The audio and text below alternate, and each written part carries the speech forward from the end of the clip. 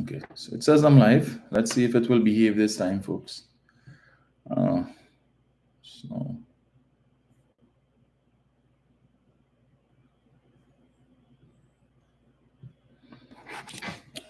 hopefully, so I had to keep monitoring it. Right. So morning again to all. Good morning to His Excellency, President of the Republic of Pleasantville, Nigel O'Connor, Carol Buku. Morning to First Lady Mauricia Keegan, Wilma Young, Pamela O'Connor, Donna Seeley. To all of you guys, Joyce Phillip. All right. It seems to be rolling, so let's hope. All right. So chatters, you're gonna Roxanne, just let me know if you're all right. So Carol, I see Carol Boyce John is on. All right. Yeah, so it's already 7 o'clock, folks. Jump on some days. Right. So I'm seeing persons coming back on and it appears to be doing what it's supposed to do. So let me jump right into it given the time. Good morning to all of you folks on YouTube. So many things to talk about. So since last we spoke, the election bell was rung. I must admit um, I was caught by surprise while I had heard rumors that was the date. I didn't really take it on. But then again, when I think back, Dr. Rowley did hint at it on was it Sunday at the opening of the Tobago Airport terminal. He said something which stood out to me, which some people may have missed when he was about to put some. Well, I don't want to say though he didn't put some licks, but when he was about to speak about call out Pali and Watson and stuff, he said um, he looked at his watch and he said, "I am a politician for another 24 hours, so I could talk." And then I was thinking, politician? You mean prime minister? So now it makes sense because even though it did trigger something in my mind. So it wasn't Sunday, it was Saturday because Sunday we had the launch, right? And I was saying to myself, but does that mean he's going to call the election on Sunday? And when he didn't, I was relieved. But I was thinking, if he says he's going to be a politician for the next 24 hours, he ceases to be a politician only when Parliament is dissolved. Because as it stands now, there are no MPs, no members of Parliament, because there is no Parliament, right? So it seems that, yeah, my concern with respect to that statement was correct, and Dr. Oli didn't make a mistake. It was deliberate, but it was missed. So we have to do what we have to do. So we have about 5 weeks to go. So it's going to be a short campaign, but I am certain a bruising one. So I look forward to the um, the PNM meetings, which I imagine, or I would expect that Dr. Rowley would probably be speaking at some of these meetings because that is going to add to the spice of the campaign. So we will see where that goes. But we have to pick up the pace. So I've certainly done that. So the intention now is to work every day rather than just Monday to Thursday or Monday to Friday. So I've been advised by my campaign team we will now be working on the weekends as well. And um, it is my hope and expectation that I would be able to uh, traverse the entire constituency. But seemingly with each passing day, I realize it's fairly large. And that realization, every time I hear somebody from the UNC say, we're ready, we've been ready. I say, what stupidness you're talking? Utter rubbish, but you're ready and you're ready. How can you be ready when you still haven't named your candidate? So you still have people waiting in the wings wondering, am I the candidate? Am I not the candidate? That is why Rushton Paris still holding on, Anita Haynes still holding on to see if it is they will get the nod.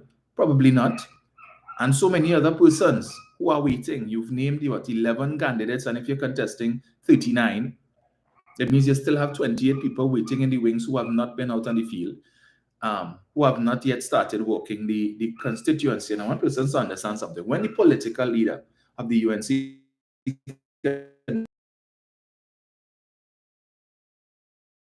we ready, we've been ready, and win and all that. right? Flody, you need to get your act together, right? This is ridiculous. Anyway, so it appears that YouTube is back up for now. So I don't know if that is the challenge we were having, but yeah. Anyway, so if this guy who's been there for 25 years and is telling you he don't even care if they win, he just don't want to be a part of that. Why you still have people who hold in faith to that? And they are telling you this is the better option? This is the better option to take us through, to take this country through for the next 5 years? You have stalwarts running from the party, but people telling you run too.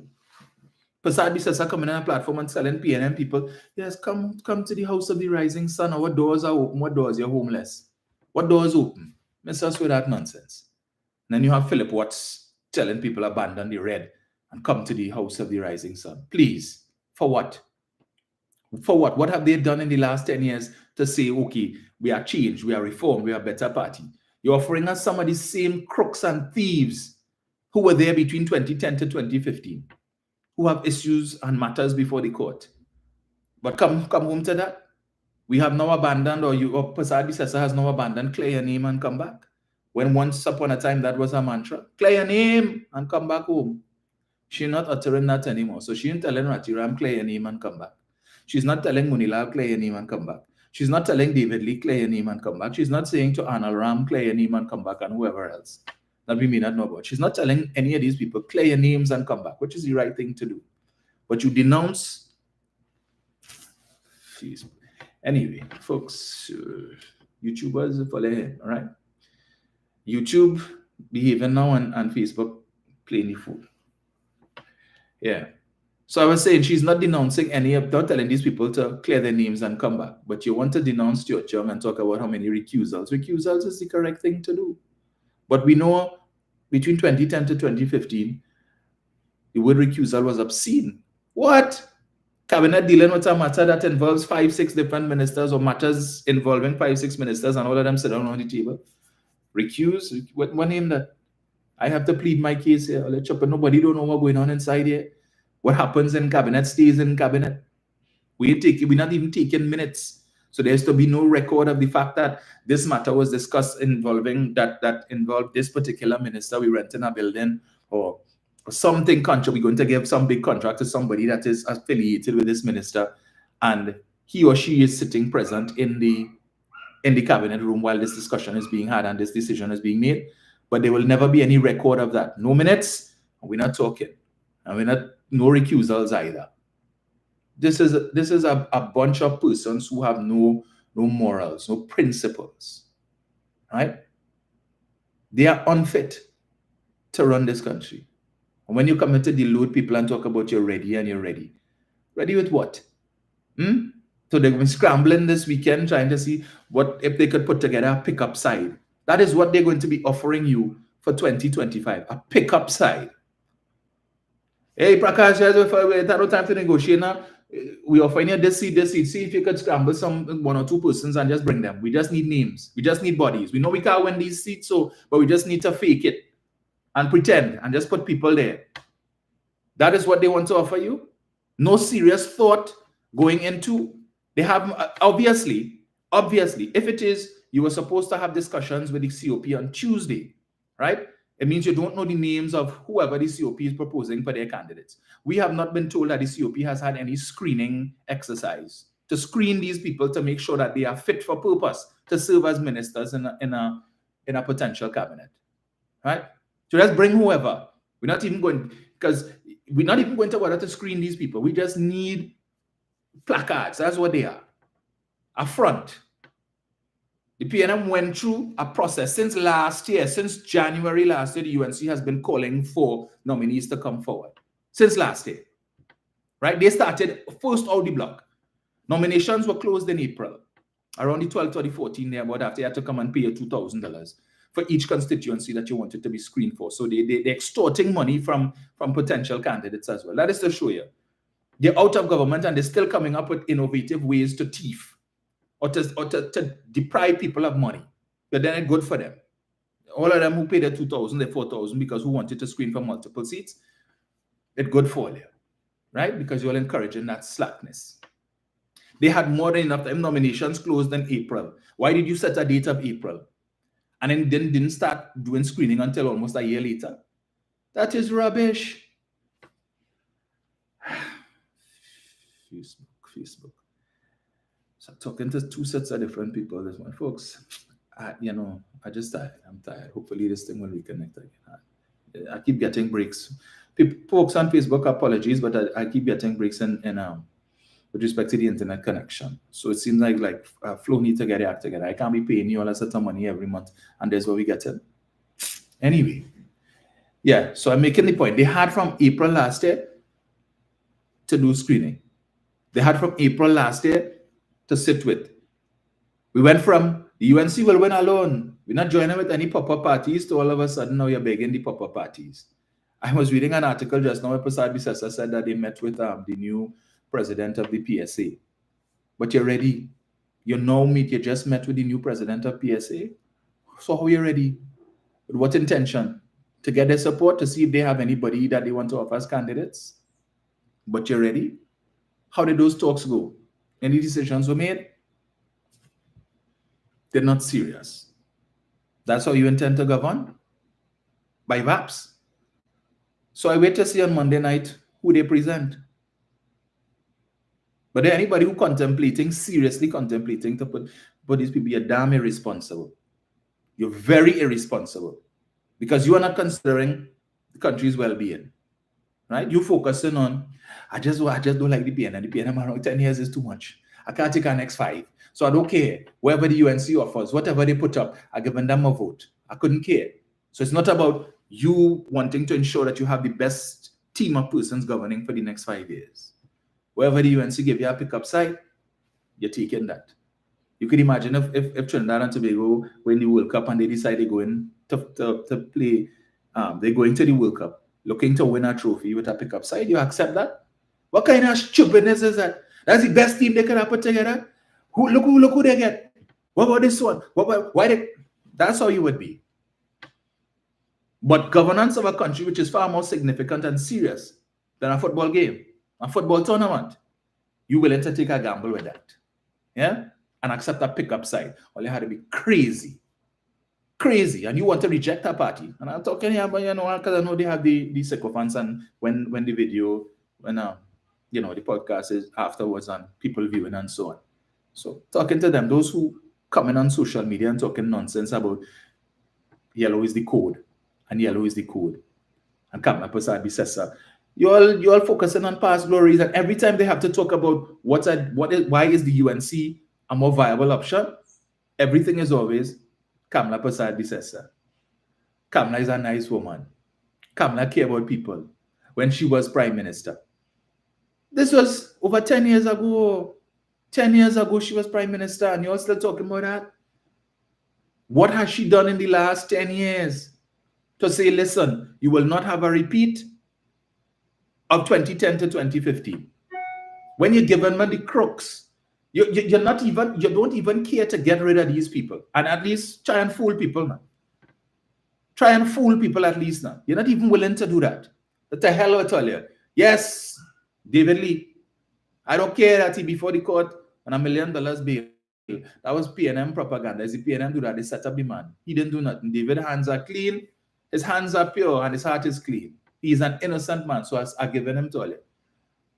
I don't care if the former U.S. ambassador told us that the government officials they were talking about in their report, who they have information was or is involved in human trafficking and prostitution. I don't care about that report, right?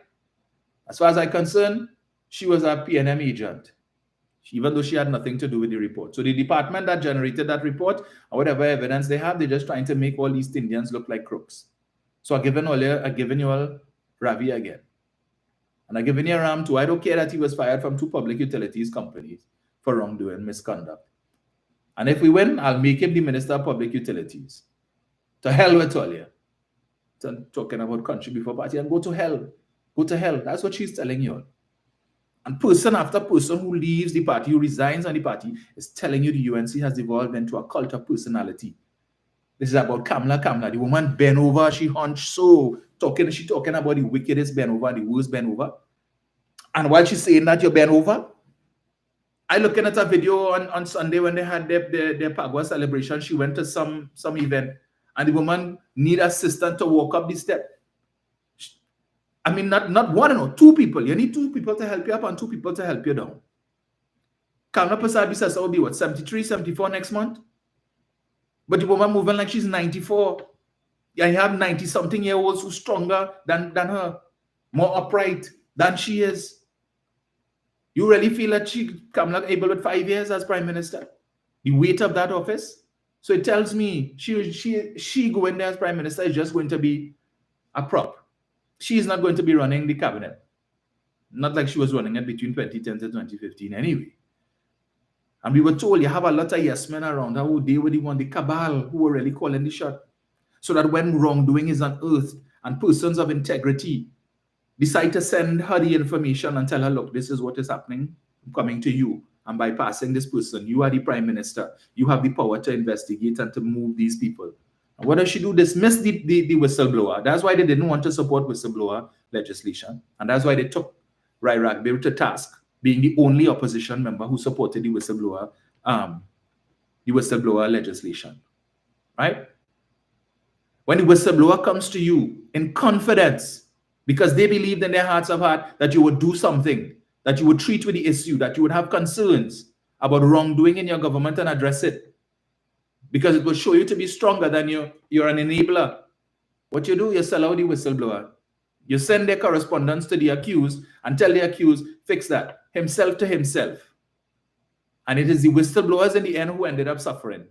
Eleanor Donaldson Honeywell, right? She sent you the letter expressing concerns with respect to public monies and what was happening in the Office of the Attorney General with respect to briefs being paid out expeditiously, with respect to lawsuits that were being brought against the state by prisoners who were claiming that they were abused and beaten by police and prison officials and so on, and that these matters were being appealed and higher judgments were being given out. All the while you had cutting and pasting to rob the state. These people they invented new ways to thief.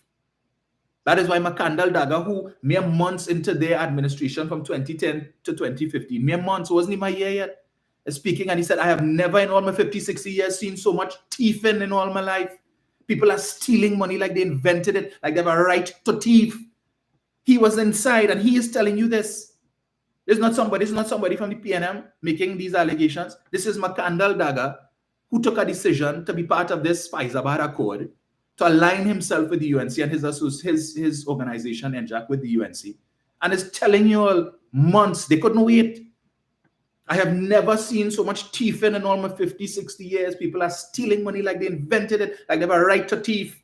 That has changed. It's the same players.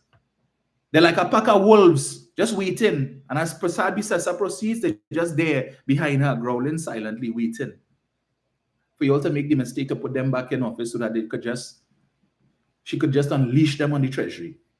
Come out and thief, take as much as you want, because after this, she can't make another 5 years after that. She didn't have the stamina for that, as much as she may try. That's what they offered. Bunch of jokers. Let me make this point, right?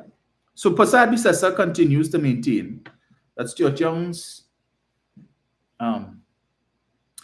appointment as Prime Minister is illegal, null and void, and of no effect. In fact, she has indicated that she suggests that the reason why Prime Minister Young would have called the election so early is because he was running scared of their pending court matter, or their threats, rather, to take the matter to court and to challenge his appointment as Prime Minister. That's what she's saying. So she's going down fighting that Prime Minister Young's appointment is illegal, null and void, and of no effect. She says, in fact, I was listening, she did an interview with the radio, something like she just rolled out of bed. She forgot they told her she had an interview to do. Yes, you could hear it in her voice. Or she probably still lie down in bed. But interestingly, she sounded sober this time. Yeah.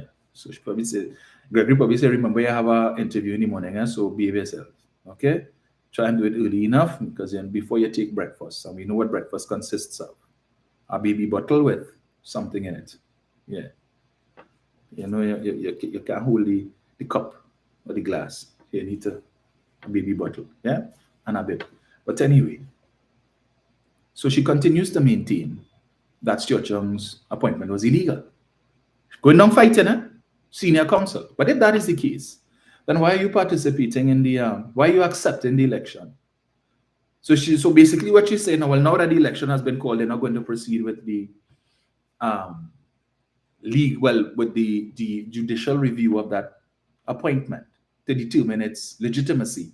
In fact, she said, she's not attending the inauguration despite the fact that she got an invitation, because she's not going to give legitimacy to something that is illegal and unconstitutional.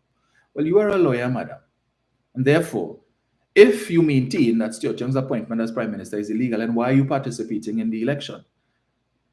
Because any decision or any actions taken by Stuart Young as an illegal prime minister, an illegitimate prime minister, is null and void of no effect.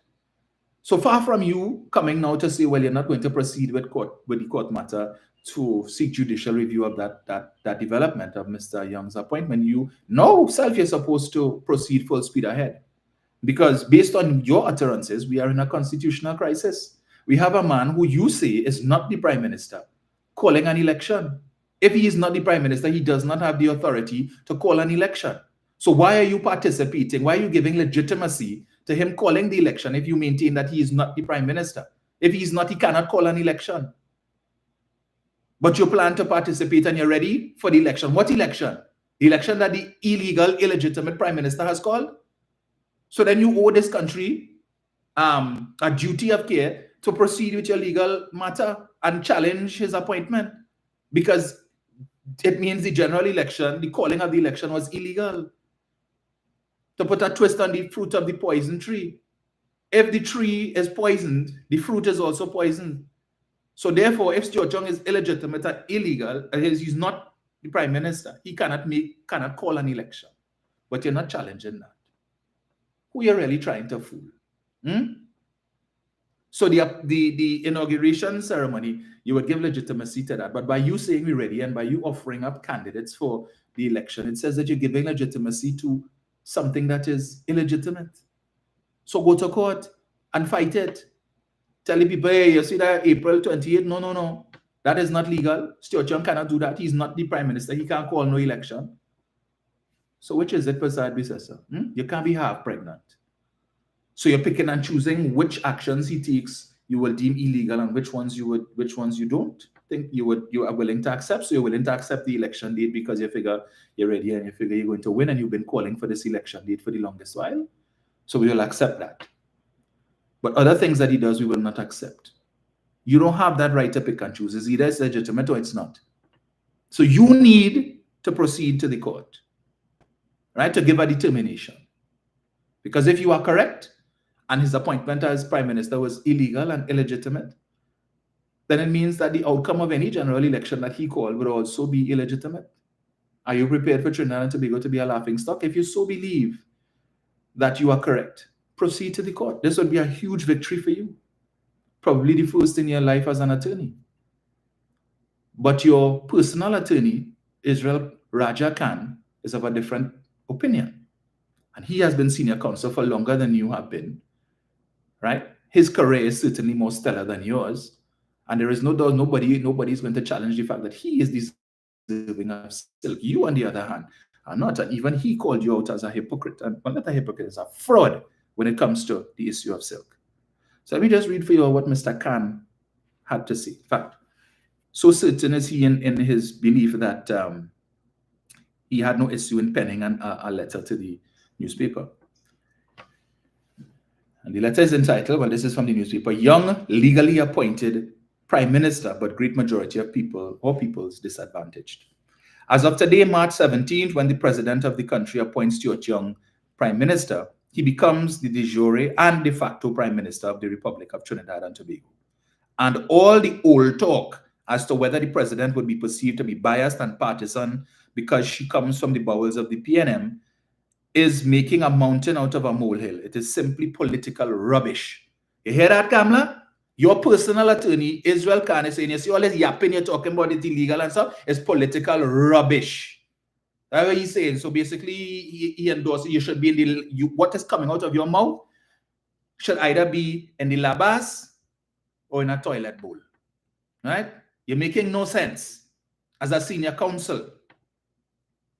The Constitution of our country, the supreme law of the land, clearly and unambiguously provides for such an appointment if the majority of the MPs in the House of Representatives signed or signified to the president in clear and unambiguous terms that Young has the support, and he, in fact, is their leader in that house.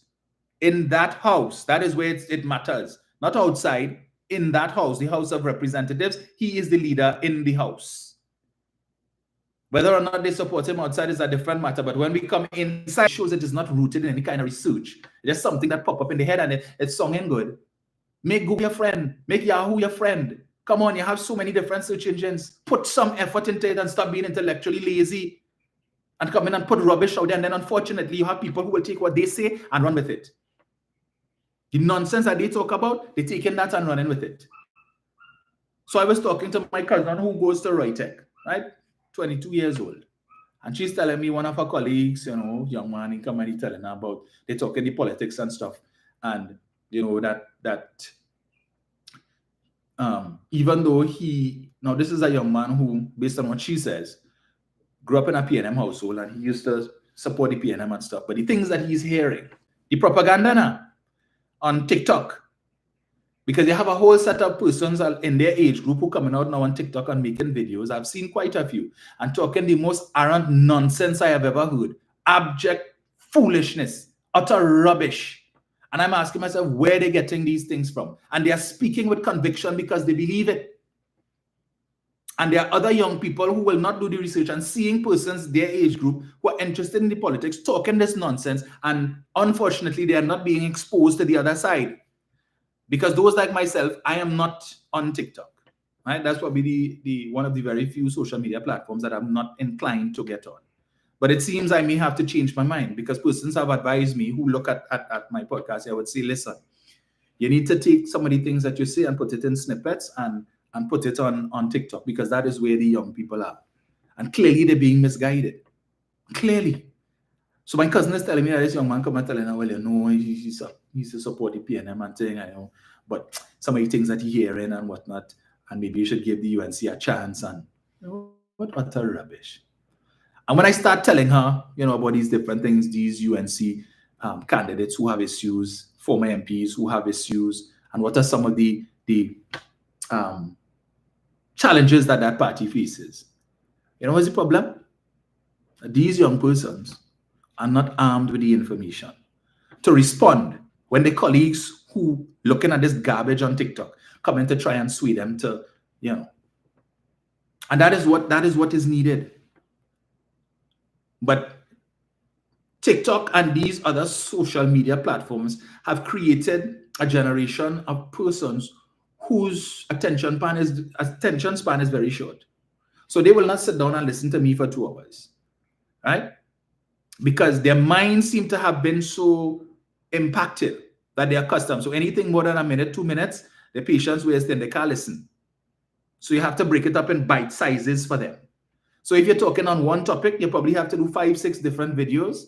So part 1, part 2, part 3. So part 1 needs to be so interesting that they want to go and look for part 2 and part 3. So they don't have the attention span to sit down like you guys could and listen for an hour or 2. They don't have they've lost that ability. They have been cultured and trained. Their minds have been so fashioned or so formed that anything more than a minute, 2 minutes, 3 minutes at best, yeah, this is too long. I can't take it. You're taking too long to, as my good friend Ashley would say, you're taking too long to land the plane. Land it. Anything more than a minute and a half, 2 minutes, yeah, I need to abandon this flight. But it is the UNC has been able to capitalize on that on TikTok and infiltrate the minds of the young people, right? How do you deal with that? So now I had to go and have a conversation with my admin. So I really don't want to go on TikTok, you know. I really don't, right? Because I'm seeing some of my coworkers whole day. Every minute they're that. And a lot of times it's nothing of substance. But if that is what is required, then so be it. You come up with something, do these little short things talking about. So once the UNC names their candidates, we will treat with that. Even if we have to do little short clips talking about each one of the candidates who has legal issues and legal question marks over them, yeah, put it out there to inform the people, because clearly they ain't getting this. Right? Now, we have some young people who listen, because I said recently when I would have gone to one of the past students union meetings at St. Mary's, and while I was heading up to the meeting room, a young man came up to me and he said, excuse sir, are you Dominic Romain? And I said yes. And then he told me, well, he listens to the program all the time, his parents don't miss, and he likes what he hears. So it is not that they're not interested in this. To some extent, they're just not exposed. So to the parents who expose your children to these things, thank you so much. Right? And we do research here, unlike what some of these fakers offering you as research, right? An intellectual conversation.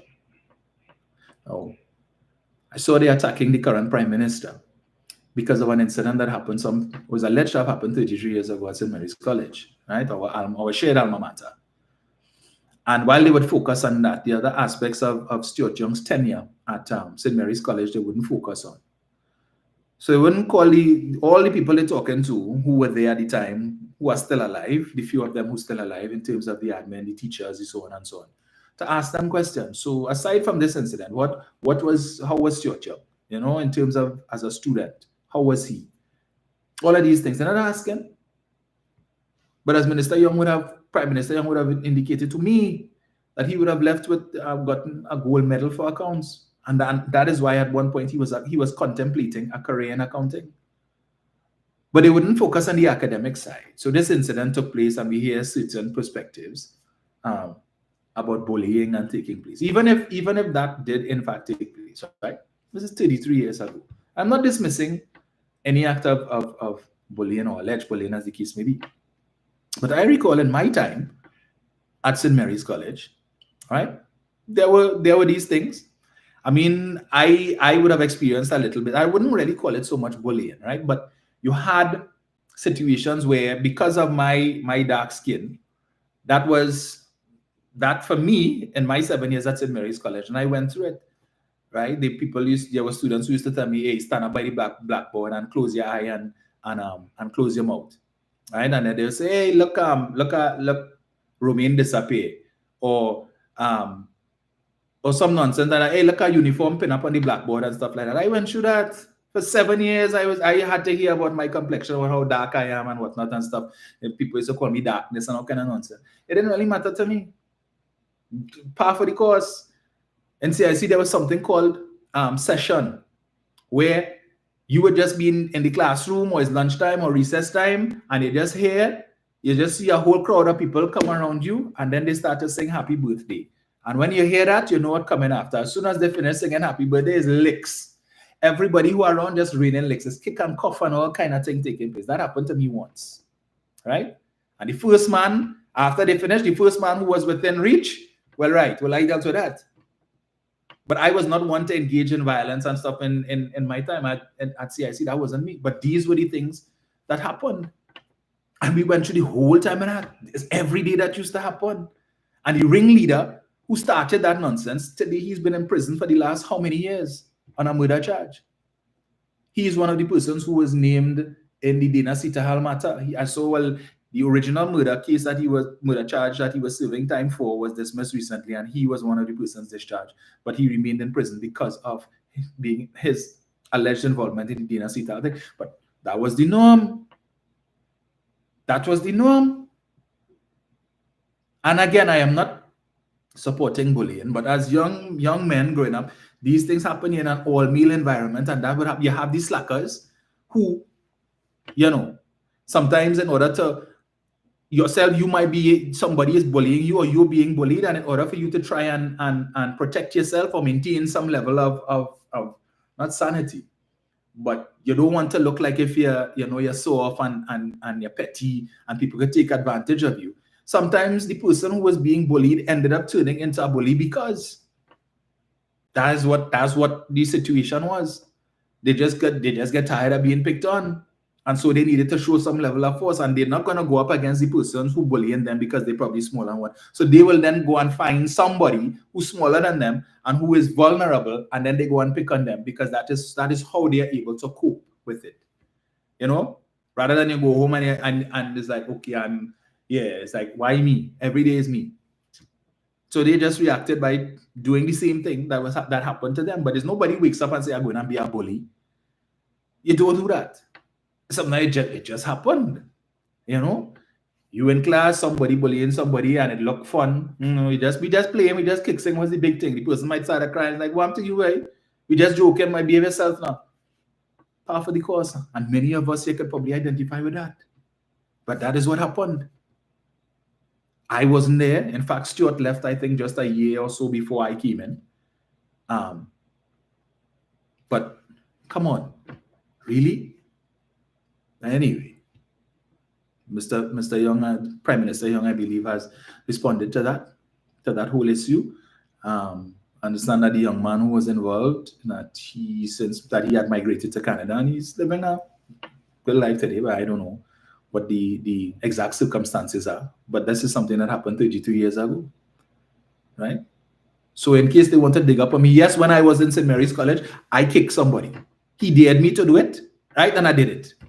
So in case all go to dig up, yes, I hit him a kick, and he started crying, right? And I have no other incidents at all. Anything else is a damn lie. Okay?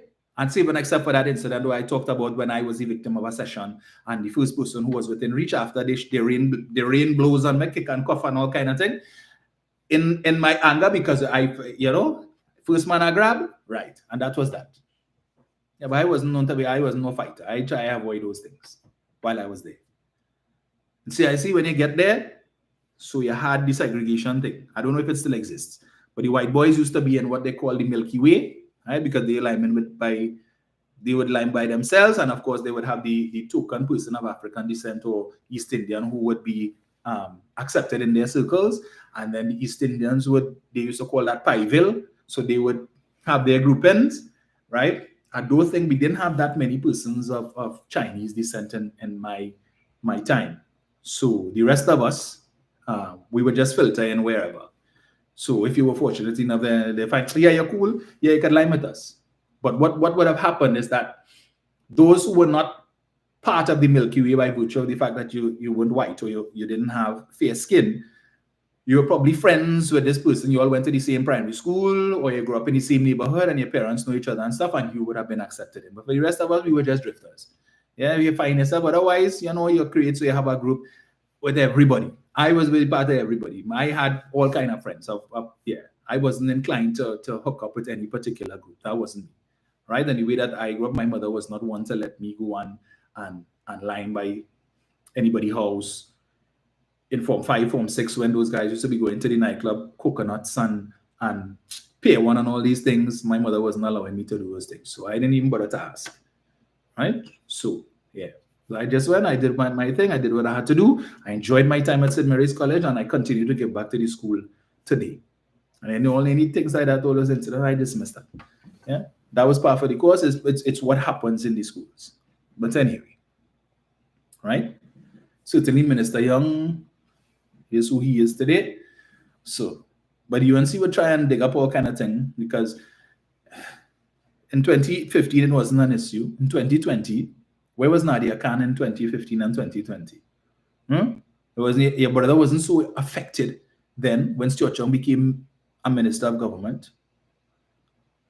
You didn't feel the need to come and talk about that in the last 10 years, but now that Stuart Young is prime minister, oh my gosh, this is too much to bear. I need to tell the world about this incident. And we're hearing from different persons, admin and students, who they are all giving their own accounts. But as they always say, there's three sides to a story: yours, mine, and the truth. All right. So, stay strong, Minister Young. As a former student of St. Mary's College, I know what was and what probably still is. And finally, let me deal with this issue with the announcement by the Prime Minister on Sunday that he has taken liberty to speak to the head of Sandals, Mr. Adam Stewart, with a view to having Sandals take another look at Tobago. And Mr. Stewart has agreed. and to come, I think the Prime Minister said next month, to meet with officials and so on, with a view to starting discussions on fixing that whole Sandals affair, right? And I want to commend the Prime Minister. He left office in the same way that he came in, seeking Trinidad and Tobago's well-being, right? And to give prominence to Tobago in playing a role in that well-being. So when he came in, as he told us, even before he became Prime Minister, he would have met with the late Gordon Butch Stewart, had discussions, the same discussions I imagine he would have had with Adam, with a view to bringing Sandals here. And that admonition or that plea coming from the Prime Minister carried weight. And therefore, they sought to come. But we know what happened. Again, that whole issue was mired in bacchanal and controversy and lies. The main bone of contention that I keep seeing now that matter has been raised by the Prime Minister, again, is the same misinformation and propaganda that was pervasive between 2016 to 2018. That the government was taking taxpayers' money to build the hotel, and then they bring in Sandals here to manage it, and Sandals then putting out no money, and Sandals going to get a whole set of tax concessions, and Sandals is all inclusive, so nobody going to leave the hotel, and they're just going to come there and all kind of rubbish, and Sandals will import all the things that they need. All of that. So let me address the first one, because I've done so before, but some of you may be new and there is need to repeat. That with respect to the funding for the construction of the hotel. And let us not forget, this was supposed to be, Tobago was supposed to be the site of the largest Sandals resort and beaches, because it was two we were getting, the beaches and the Sandals resort. And it would have been the largest in the Caribbean. The largest in the Caribbean. That is not spoken of enough. So I needed to reinforce that, right? And let's talk about they were going to take, the government was going to take taxpayers' money and build it and whatnot. The Prime Minister, and I don't know if it is people didn't see this press conference. I can't remember if it was a press conference or a post-cabinet press briefing, where the question was put to the Prime Minister about how the construction would be funded. And the Prime Minister made it lucidly clear that the construction and the funding of same was going to be a public-private partnership arrangement, where the government had sent out letters to a number of private sector entities seeking to determine their interest in partnering with the government for the construction of the facility, right? And the Prime Minister then, he didn't leave it there. He went on public television to name some of the companies that the government had written to, asking them to partner or to seek their interest in partnering with the government for the purpose of constructing the Sandals Resort and the Beaches Resort, right? And the Prime Minister said, the first thing he said, and I remember it, he said, Ansa Makal was one of the companies they wrote to. Ansa Makal declined to participate. However, Republic Bank, Massey, NIB, and there was a fourth one. It was Republic, NIB, Massey, and who was the other one, boy? There were four that he mentioned. He said there were others, but he couldn't recall the others at the time. But he mentioned four, right? That were interested, right? And Guardian Group. How could I forget that one? Guardian Group, Massey, Republic Bank, and NIB had all expressed interest in investing in the project, right? And Guardian Group, because they have significant shareholding in the Sandals Beaches Resort in Turks and Caicos. I think they may be the owner of it. I'm not too sure. That's what I was told by somebody who I recall.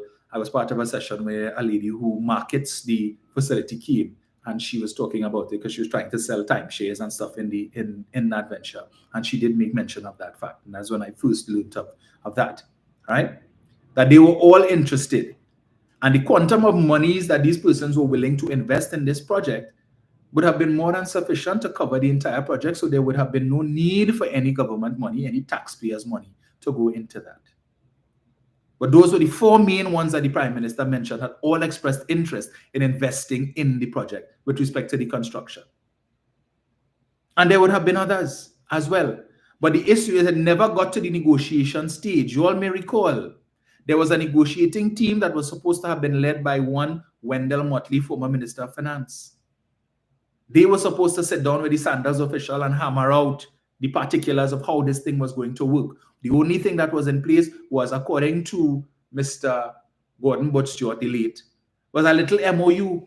He said, we have no agreement. We have signed nothing with the government of Trinidad and Tobago. In fact, Mr. Butch Stewart said, the government, we spend money. Sandals has spent money on this issue, but we haven't asked the government back for any money. He made that point in the article where he says Trinidad and Tobago is too damn political and he don't need that. The late Gordon Butch Stewart said that. These are the things that people don't remember or choose to forget, or based on what you listen to, but you never hear that conversation. For some reason, the media doesn't seem inclined to bring that to the fore and to tell the people about that public-private partnership arrangement. So all who concerned about taxpayers' money and taxpayers' money spending, it is the private sector who was willing to put out their money to be shareholders in this thing because they know the income earning potential and the profit earning potential of this venture. But we don't have that conversation because somehow the media didn't think it prudent to highlight when Dr. Rowley said that in the press conference. So there was no negotiation. Nothing signed. All there was a MOU, which would have formed the basis of discussions, but it was subject to negotiations. What in here are we willing to go with, and what are we not willing to go with? It never got to that stage. And you all would recall the interaction between Robert Amar and Dr. Rowley, when Mr. Amar would have attended a post-cabinet press briefing and he brought up that matter.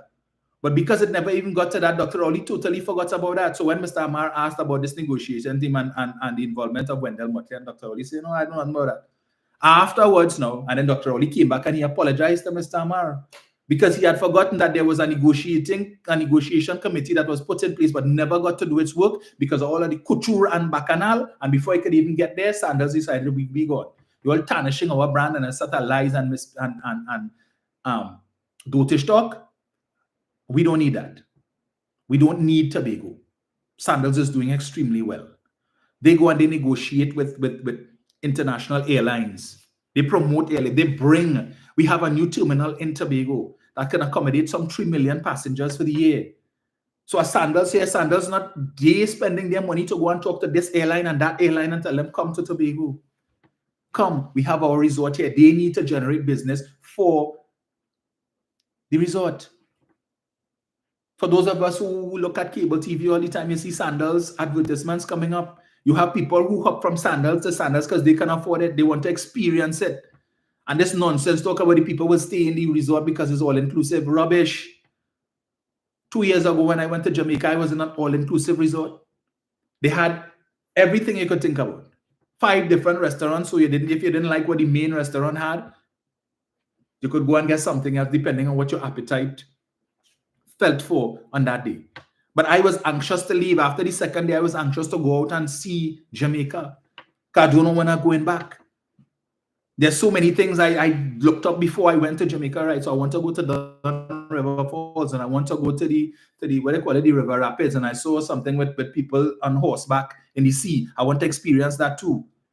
So I did my research and there were a lot of things that I wanted to see. So even though it was an all-inclusive resort and they had all the food and they had this huge water park and so on, that didn't interest me. I was just anxious to leave the resort by the end of day 2, I was ready to go outside and see Jamaica. So this belief that they have that it is an all-inclusive resort and they have this and that and the people wouldn't leave. If you come for an extended day of a week, how much you'll do the same thing every day? It's not about the food. Not everybody goes there for food. You want physical violence is not an excuse. Bullying also is not an excuse. That guy is lucky that he did not have to face assault charges. But when you read his story, and the reason why I'm talking about it, because we don't run from these things. Because we don't run from any issue that come up. We speak about it. The child who would have used the baton, so it seems as if he came to school with a baton, so I premeditated. His family was asked to send him for psychological evaluation to see what stage he is. And I understand soon after the family migrated, did he go to and get evaluation? Because bullying alone, and then it resulted into physical violence, premeditated, that has its own issues and all that. So on both sides, they should have looked on both sides what caused the issues and the bullying that was happening in St. Mary's, because it seemed to be very drastic. But we move on from that because this is 33 and something years later. and the person that they are accusing has moved on in life and has done things in life, and in his private life or his political life, we have never heard anybody, because he was a lawyer prior to that in active practice, we have never heard anybody come out and say anything about Minister Stuarton or Prime Minister, his behavior, attitude. And if it had continued after school, it would have shown itself sometime in his life, his adult life. That has never happened, so it's clearly something that happened as a child, as all of us do, because I don't just walk around cussing people at me. I used to do that in school, so we evolved from that, right? Again, I'm not condoning any type of violence or bullying or physical violence. And there are people we know, or I would like to ask, in fact, I'm going to say no, because I don't know the person. I would like to ask again to Mariona Brown, who seems to have a voice in everything. What is his stance on domestic violence? I would like to hear what he has to say on that. But I continue. There's a clear choice to be made, and I don't know how anybody could decide that they're going to Kamla Persad-Bissessar. It's not that she probably is not a nice person. It's not that probably she is no grandmother or mother, whatever it is. It's not those things. It has to do with leadership of our country, not she house in separate. It has to do with our country, Trinidad and Tobago. You all tried her in 2010, and she had a beautiful opportunity there. 29 seats. All the parties, which she called them pop-ups, they became a party. So people saw this and saw, yes, everybody's represented here. You had TOP, you had NJAC, MSJ, and so much other parties. Everybody said, yes, COP and all that. I remember they touted COP as the big politics. So people said, oh, yeah, they join with them, so we see something different and new. Vincent Buchanan is there, and you all give her all your vote. I did not. 29 seats could have changed the constitution, things they had issues, so they could have done so much good. And all they did is Section 34, the free to financiers, who would have faced extradition had not the Attorney General assured the Americans that they will face charges down here. Other people would have made jail and paid money for the airport, massive airport corruption. And we saw what happened here. And then we saw McCandle Dagger coming out and speaking about the thief and anti-thief. And why would he think could be supported? The Auditor General at that time, Sharon Utley, would have put up billions of dollars being spent in the ministry with no documenting. But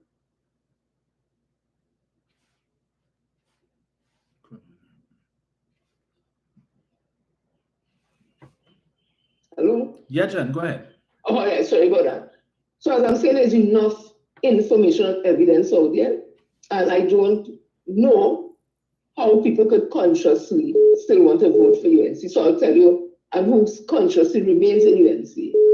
I will tell you, those who remain in UNC, I'm giving an opinion, and those who gravitate into the UNC, I'm giving an opinion. It's people who have no ethics, no morals, no values. They don't have a problem with corruption, with white collar crime. They don't care. It's about what they could get, what they could eat, who could eat it, who could drink it. It's just about that, because we see people of worth have been exodus, getting out. There has been a massive exodus out of the UNC. Dr. Rai Ragbi has resigned from the UNC with immediate effect. We have Senior Counsel Lala. We have the library executive. We have another gentleman just yesterday, another executive.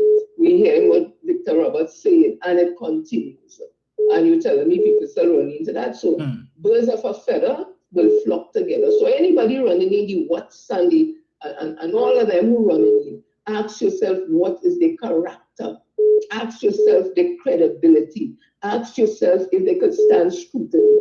Ask yourself if they have morals. And you will see if you dig, like they want to dig in Prime Minister Stuarton's past, they want to dig. If we start to dig, or they'll start to dig, I hope it could stand up to scrutiny and it wouldn't reveal some incident when you're 17 years old of bullying or alleged bullying. I hope it's as mild as that. And it's not something that people have to hold their hand about. So we need to be careful when you're trying to dictate for people, that you also have to remember dig one for yourself. Because people who don't like Minister Young, well, Prime Minister Young, when he was in school, they would have their say and embellish on the story and put their personal opinion into it and be very subjective. Those who may have liked him in school if you speak to them, they will have another perspective too. So at the end of the day, this happened to this and something years ago. I don't see it as an issue because the family didn't see a need to come out before then and say anything if it was so traumatic. I'm not doubting it may have been, but I'm saying if it was so traumatic and they had this aversion to Minister Stuart, who is now Prime Minister, they had ample time within the 33 years to come out and protest and say something. It didn't happen. And then the sister is saying, she didn't put this for political reason. Yes, so yeah, you in Canada, it was alleged. You just decided not to put out that. Yes. Clearly, it has been motivated by something. But I digress a little again by simply saying, there's no choice to choose between Minister Young, Prime Minister Young, and Kamla Persad-Bissessar. It is clear who is the person that this country should vote for to carry our country forward. We say we want young people involved in the politics. He's young. When you look at the candidates who have offered themselves in this election for the People's National Movement, it's a mixture. You have young, you have a little not so young, you have the experience. That's what you all say you all wanted. You all say the PNM as a black party, but yes, when the blackest man was the only cussing, ridiculing, insulting, he stayed because did what he has to do. So now we have a Prime Minister of mixed heritage, Indian and Chinese heritage. What's the problem? All they really want to come and think. So clearly it's not a black party. So we need to be careful when we train around these adjectives and these conversations and miss the bigger picture, because there's a bigger picture. The bigger picture is the future of Trinidad and Tobago. Who would you want to be able to sit down to have a conversation with Donald Trump? Kamla Persad-Bissessar. Who would you want to sit in CARICOM to advance the CARICOM scores? Kamla Persad-Bissessar. Who do you want to sit with world leaders to have a conversation with Trinidad and Tobago? Kamla Persad-Bissessar. Who do you want to sit with the British? In fact, you know what? She might very well like to sit and just give away independence and all we go back to the colonial era, where she feels that her indentured Indian ancestors were superior to people of African descent because we were the slaves and they come and work for money. So probably she would very much like that. But again, I'm saying we build a new society. Dr. Roddy has laid the platform for it. And we're going forward, Minister Young and the People's National Movement, because the others clearly is not interested in the unity. They're not interested in patriotism. They're not interested in all races benefiting. It's just a certain step of the society. The PNM has always been national, always been for everybody. So the choice, again, as I say, is not really a big choice to make, but Minister Stuart and the PNM, April the 20th, make sure you come out, make sure you check them, make sure your name is on the list to vote, make sure your ID card is not up for renewal, and make sure the 18-year-olds and the whole family, everybody, you take them out to the polls and vote responsibly for the candidates, the PNM candidate in your constituency, and also Minister Stuart Young's constituency, PNM's Prime Minister.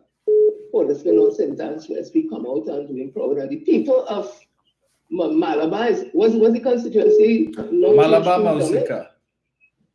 Malabar Mausika. Yes. The people of Malabar Mausika come out and do this for deceased and rest in peace former member of Parliament, Ms. Lisa Moran Julian, and her two children come out and make this. Let us make this the mother for the election and let us do this one for her. Let us do this one for her. Vote Dominic Romain. Let's do this for her and let's do it for the whole country. Let's do it for our children, our grandchildren, our great-grandchildren, so that they don't turn around and go, this is what my grandmother leave for me, Kamla Persad-Bissessar, anyway, and be suffering. We don't want that talk. We want to hear that they say we made the right choice in 2025. Dominic, thank you as usual for allowing me to have my conversation, and I'll end by saying again, yes, I used to rail cause. I went to Brooksec 49 years ago, and I used to break beach. So somebody could probably pull it up and come out there and say, yes, she used to cost this one, that one.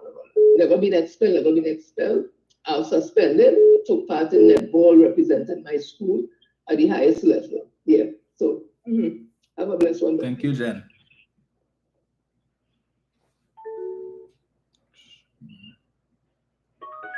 Hello, good morning. Hello? Yes, sir, good morning. Yes, yes. I'll be very brief this morning. I want as many people as possible to get into your program. Yes. So, As I told a friend of mine a couple of days ago, PNM, in particular, Mr. Young, should be very wary about what is to come. The moving target, Dr. Rowley, is gone. He's no longer a factor in electoral politics in this country. So UNC has to find a new target. And they have found a new target via this former student's sister. The question is, as the previous caller said, why no? Yes. So she has been reached. She has been reached. And the question, among other questions, is simply this. We were all teenagers in school, from primary school to secondary school. We were all teenagers. Who isn't aware of giving a partner fatigue and talking about who fat and who thin and who long and who skinny and who bright and who don't see? You can't spell your name, boy. That is the hallmark of teenagers. And we are prone to error. That's because you're young. Because you are young, no pun intended, of course. But because you're young, you will do stupid things. But then, to me, the key in this whole thing, I saw two accounts in the newspaper. And I think it is incumbent on the schools to just clarify this for us, please. One newspaper said that he was suspended and referred to the family to refer him to a psychiatrist or psychologist or whatever. Another account said that the young man was expelled from the school. I don't know which of the two is correct, but I think it is incumbent on the school to just tell us what is what. Because one of the accounts stated that he almost came to like striking Stuart Young with some weapon or like a bat or some kind of something. So we need some clarification. In any case, that and nothing is the same thing. You come in 33 years later to talk about teenage pranks in school. Teenage pranks in school. So this idiot called Annie Roberts comes on his life. One bully replaces another. I want to know when he was swimming and playing cricket ball in Fatima. If he was a saint, if he never heckled anybody, if he never terrorized anybody, if he never gave anybody fatigue. This Annie Roberts, this slobbering mess of a human being. I don't like to be personal, you know, but his behavior stands out as being so low. Is that some people don't like to hear? Yes. Low class. Low class and stink canal conks. And one thing stood out for me. I saw is now he is the potong on the UNC slate, on the UNC lineup of speakers. I saw where he said one bully replaces another. Okay. Now PNM must be very watchful about these things. Watch out. Watch out and be prepared, as the scouts say. Be prepared. I don't mean to be lurid or low, but watch out. Annie Roberts is capable of saying, he's capable of coming on our live and saying, we spell the word B-U-L-L-Y-I-N-G. Bullying. Don't be surprised. Don't be surprised if on one of his lives, he said, what I want you to do is leave out the Y in the word, and that is small thing. You understand what I'm saying? Yes. Anything is capable when it comes to the UNC. And you know what's the pathetic part of the whole thing? He is doing for them what they wouldn't do for him. And every time he makes reference to the fact that I am a Douglas, he don't know that it's same as a black man. And the mere fact that he calls the word, he mentions the word Douglas, in front of those Indians in the audience. The idiot doesn't even realize that it gets them more angry because when they look at him, they see African in him. They see African. And you know what Anna Roberts are closing now? You know what Anna Roberts should bear in mind? And bear very well in mind what they did to Anita Haynes. She's a Douglas like him, but more evidently Douglas than Roberts. She was voted in by the UNC membership as the PRO of the party without a word of warning to the membership, to the country. Under cover of darkness, we were to find out, and Anita Haynes was to find out, that she's no longer the PRO, that they brought a vintage Indian, Kurt Mehu, as the PRO of the party. And you know, well, belatedly, she will now understand why she was removed. That is that as a Douglas, she does not represent the face of the sugarcane fields party. A Douglas cannot represent the UNC as the face of the UNC. And as I close, let me just say this to Jolene John. Well, to Kamla Persad-Bissessar and Jolene John.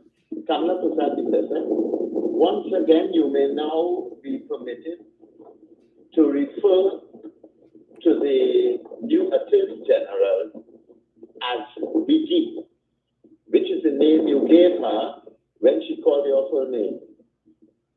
Kamla, whatever it was, Bissessar. You could call the Attorney General Wiggy now. On your next platform, call her Wiggy. And to Ms. Jolene John, little do you know that when she called Robinson Regis Wiggy, Jolene John, do you realize that she was also referring to you? Do you realize she was also talking to you about you? You there Wiggy every time you come on a platform. So you too are Wiggy. Good morning to everybody. Thank you, sir. Just get this here. Just get this here.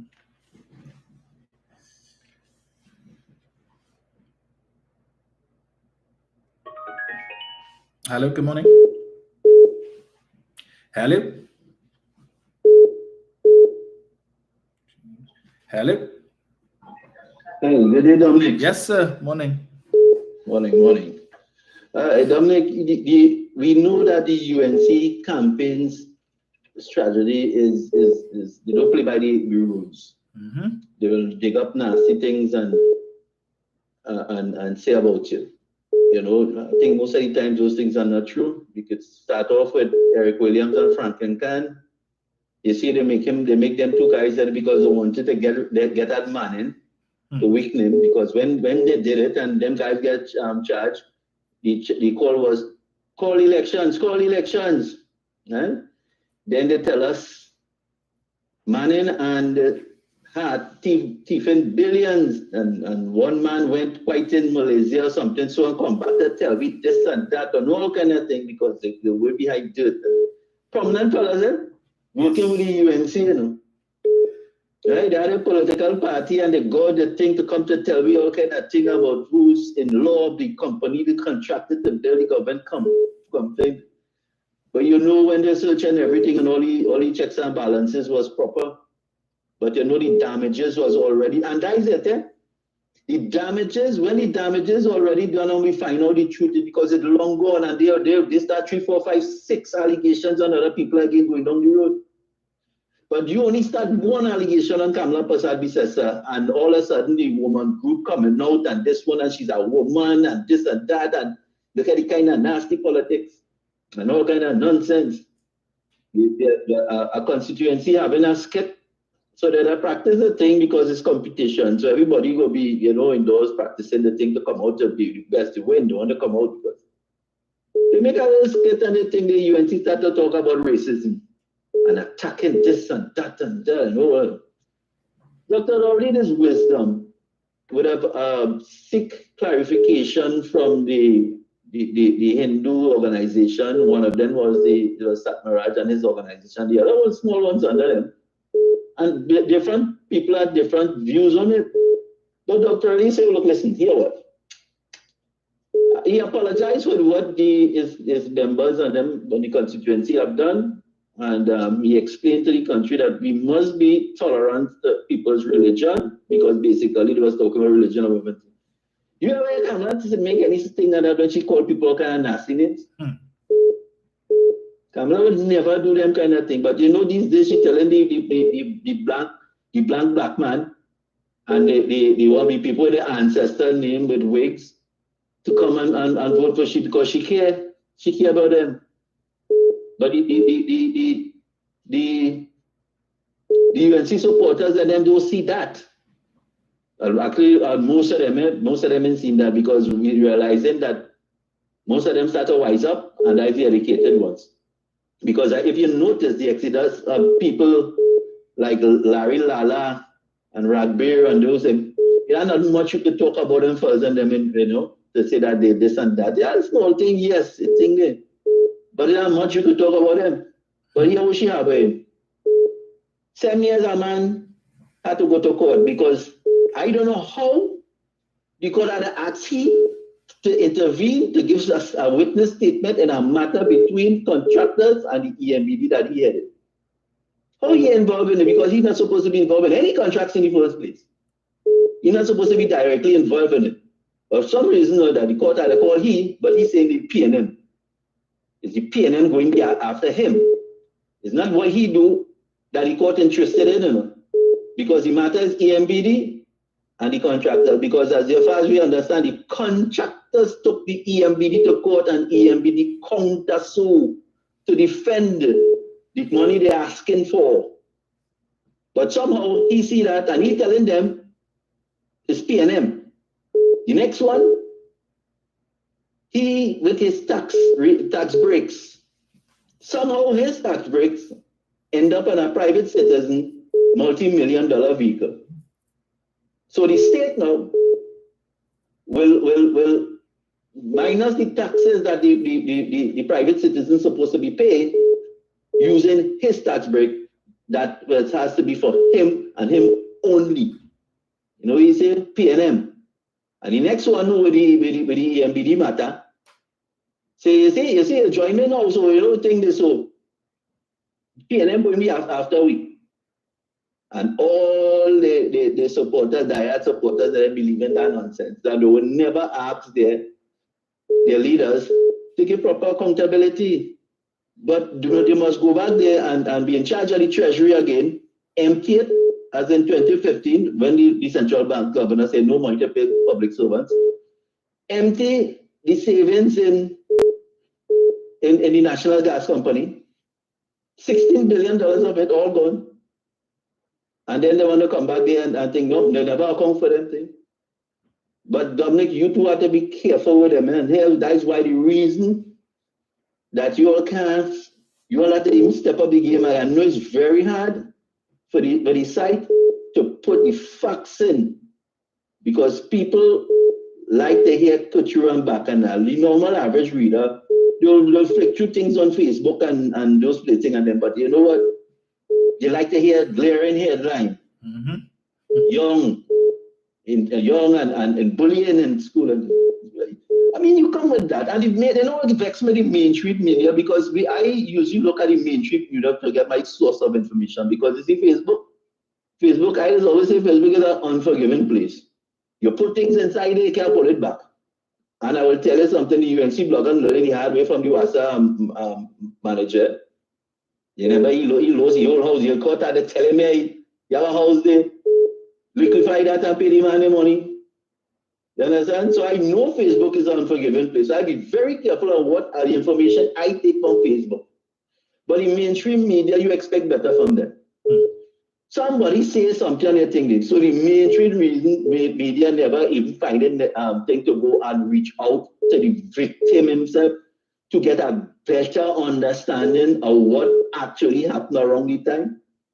So now I can be more informed, because you're talking bullying. What kind of bullying it was? If somebody heckling, you think, I mean, that is happening every day, actually. Now in schools, it be happening. But I need to know the extent of the bullying. I know how it is to be bullied. 3 guys tried to bully me in school already, but I was smarter than them. They want to beat me in the school, but they know we can't fight in the school because there's no fight in the principal. I will be and cut with tail. So they wait for me outside the school. And why do is that when they circle me, I tell them, oh, give me some room now. Because I tell them I will beat all 3 all you. And as soon as I get a gap, I take up I rest my bag by my foot. And as soon as I get a space, I pick up my bag and I gone. Them run me down for a good while.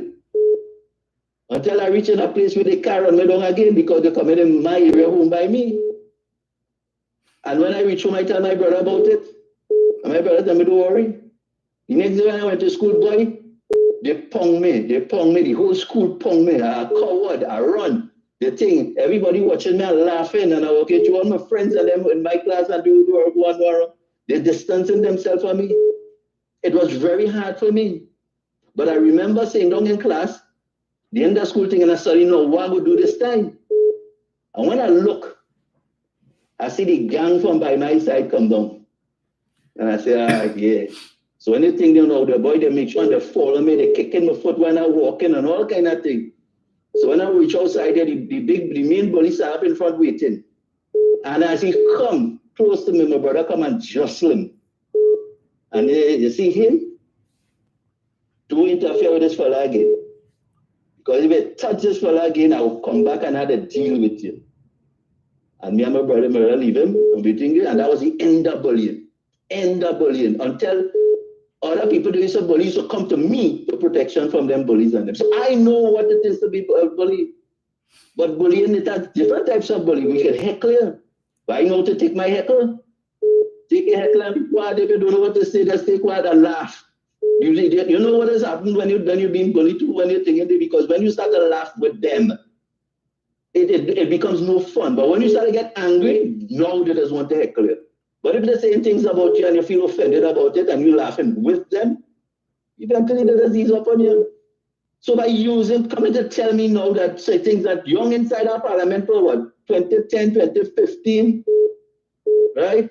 I'm 2020 and now 2024. You coming to tell me that? So the next question I'd ask about that, Dominic, is what was the intent of you telling me that? Why? Because everybody asking you, why now?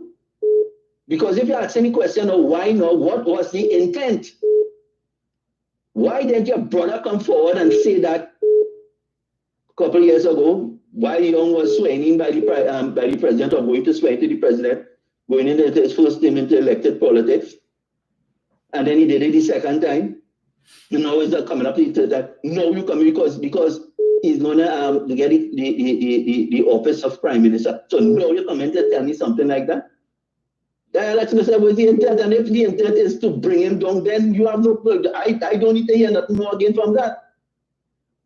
But they say you have to put it in a way that people could understand. You see exactly what I say in there? If people understand that, they will understand the intent of Kamla Persad-Bissessar and the UNC, because they're accustomed doing people them thing. I mean, you know what it says for somebody to go in parliament and use parliament with the permission of the Speaker of the House and the Prime Minister to tell you all kind of nasty things that never occur about your parents, but who dare it? You're telling about your child mother before, and then on top of that, the woman had to come and say the commenter actually to pay she to come and say yes, she was with you understand, UNC? These people don't play by the rules. But that could never happen in PNM. Because, Dominic, if you become an MP and you get caught doing something like that, you have to talk to General Counsel. You're in trouble, But in UNC, when you could do that, and Kamla Persad-Bissessar are going to reward you. She liked that. She'll applaud you. That's good. She laughed. When Ella was saying nasty things about Dr. Rowley, they snicker and they're glad. We catch him. People ain't going to vote for him. But you know what? They'll backfire. She lost 29 seats. And you think the lady would learn? You think that lady would learn? She going back doing the same thing, the same playbook. She come back with the same identical thing and modify it in certain areas. That is Kamla Persad-Bissessar leadership on the UNC. But I tell people, by the time they get the price, she carcass off of the seat of opposition leader and the leader of the UNC, there will be nothing to run there again. Because she owing PNM and the ABC millions, and she owing back rent to people. And I think that might be into the millions too. Where and UNC bankrupt? Where UNC getting that money unless the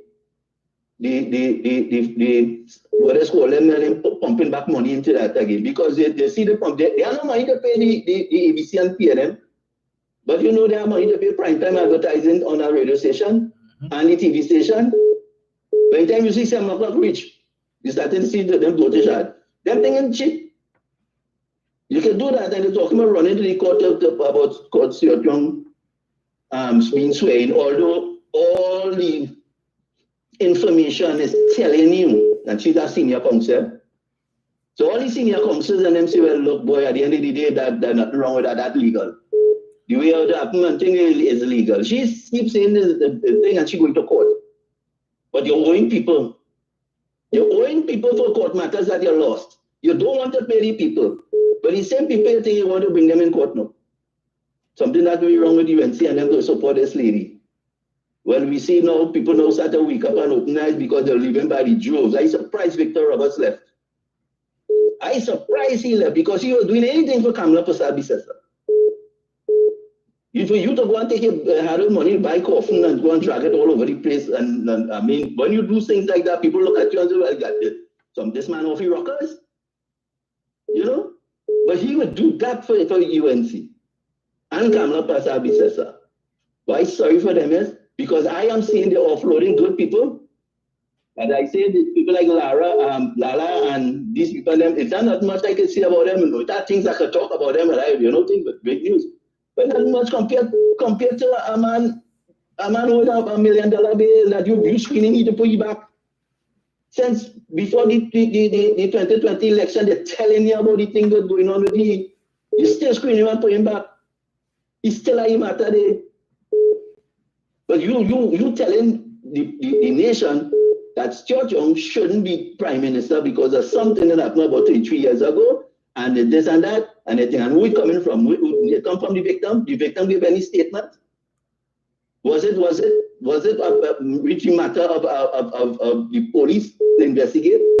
Nothing like that they can't tell me. But you tell me that something to think.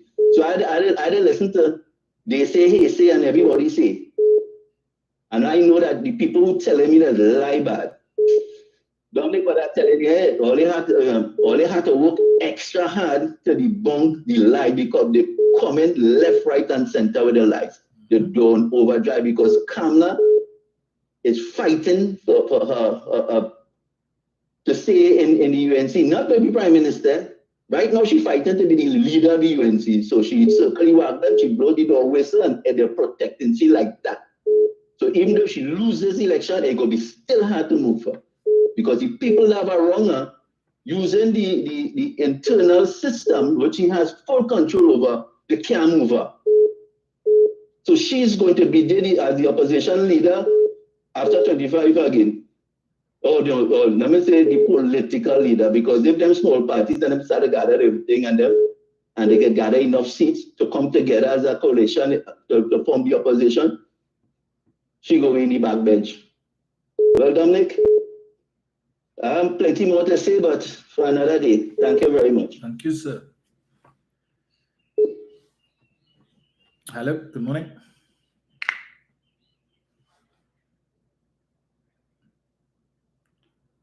Hello.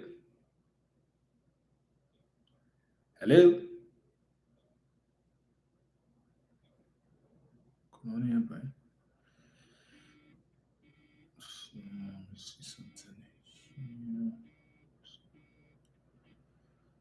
All right. Let's not get this. Eric. You hear me? Yeah. Hello? Yeah, we hear you, Eric. Go ahead. All right. Good morning, Mr. Rumin. Good morning to you listeners, scholars, another segment, facts of stubborn things. Right, wow, that last caller gave us a mouthful of in-depth information, I must say. Right, now, they want to discuss Prime Minister's young school days as being a bully that they are alleging, right? Now, Dominic, I being real with you, all of us had school days. All of us had some sort of problem, but I don't want to say problems in a negative way, but we had some sort of, if it's either fighting, you're breaking beach, you're in a group, like, you know what I mean? Different things now, right? But that is school days. School days are meant to be happy days to remember, right? But you see, when you have people in this country who have an agenda to create a narrative in the minds of the electorate in this country, right? Now, the person who would have put out this so-called statement or file or photo, whatever, about Minister Young would have bullied this person and so forth over the period of time and thing, right? Why you wait till now? Minister Young, Prime Minister Young was a lawyer for the labor workers back in the late 90s. Why he didn't do it then? Prime Minister Young was a senator in the opposition. Why didn't do it then? He was a member of parliament for policy in North Sandals in 2015. Why didn't do it then? In 2010, 2020. Why didn't do it then? He was re-elected. He was re-elected to be the candidate for the same constituency this time around. Why you didn't do it then? Only wait until he sworn in as Prime Minister. Talk this foolishness. All this is to show is a political bantering they want to utilize bullying with. The UNC want to talk about bullying, right? When you had a senator in the UNC, right, stood on a recording, a video recording, and call out the highest person and the office in this country then, the President, Miss Paula May Weeks, as a what? I explain what? A JA. That's bullying. When you have this dirty mouth Canal Conk, right, calling all the women in the PNM as red coach, and calling Minister Young a small pin, dying bullying. When you have Barry Padarat calling out Anita Haynes and trying to double down on what she would have said, what he would have said in Parliament, that's not bullying. No, you see, monkey doesn't know the own tail. They don't see everything else, but their own tail. Right? I think, in my opinion, that 33 years ago was a long time. And I think that you don't utilize those sort of events for political gain. And the person who would have done that, they're trying to make it look as if when Prime Minister Young assumed office after the election, he's going to be a bully in their mind.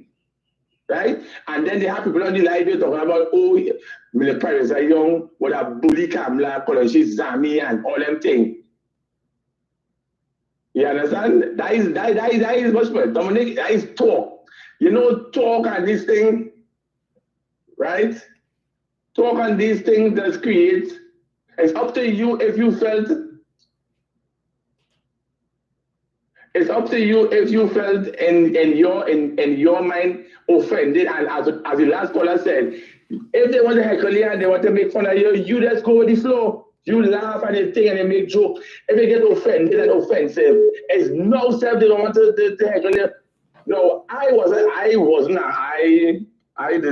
no chubby in school, but I used to instigate some things. I had to say no.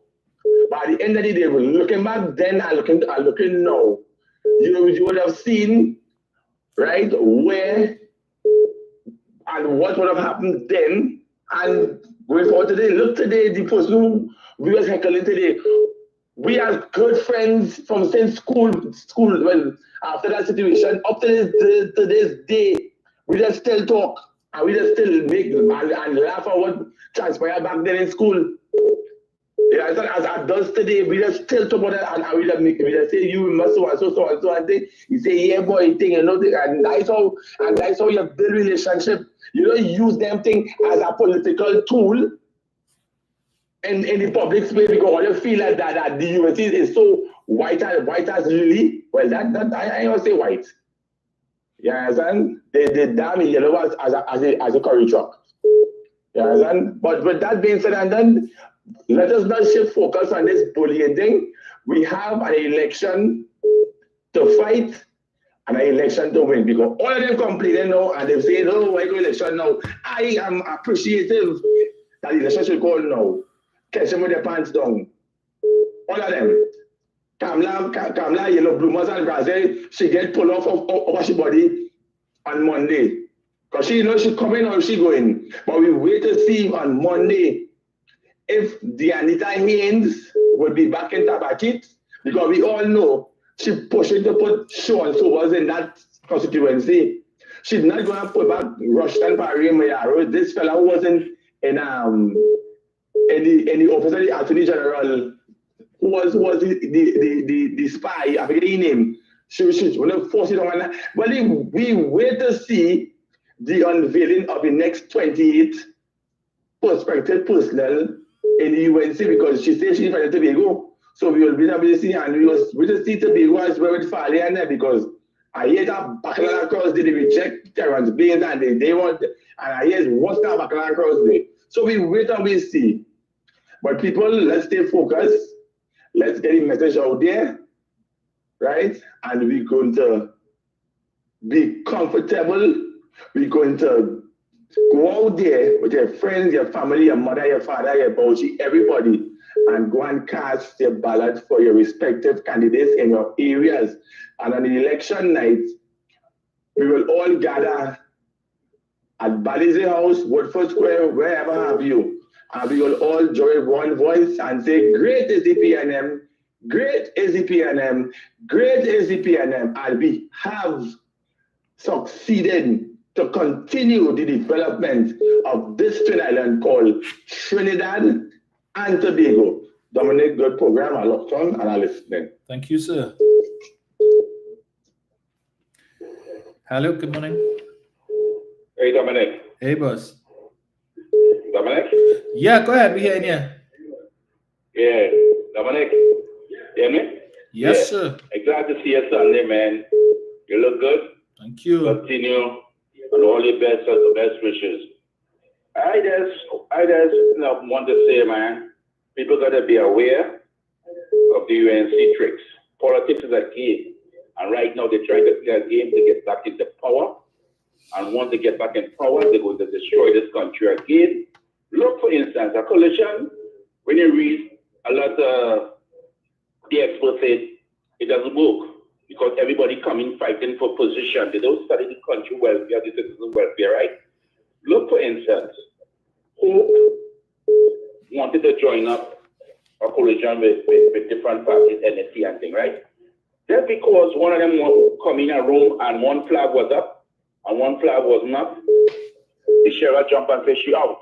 Mm-hmm. So could you imagine, people, if you put a coalition of parties, UNC, NAT, and Roger and all of them together, the morning, God forbid, they win an election in Trinidad and Tobago, our country will go to the dogs. They will be fighting for position. They will not study the country development and stabilization. Right now, under the PNM, the country is stabilized.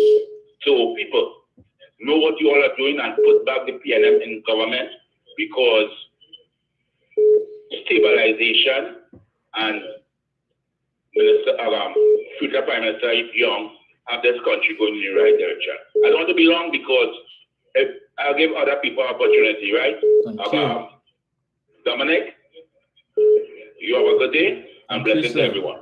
Thank you. Altia, Daniela, Kwasi, everybody, right? Kwasi. Take care. Yeah, man. But we take two more quick calls.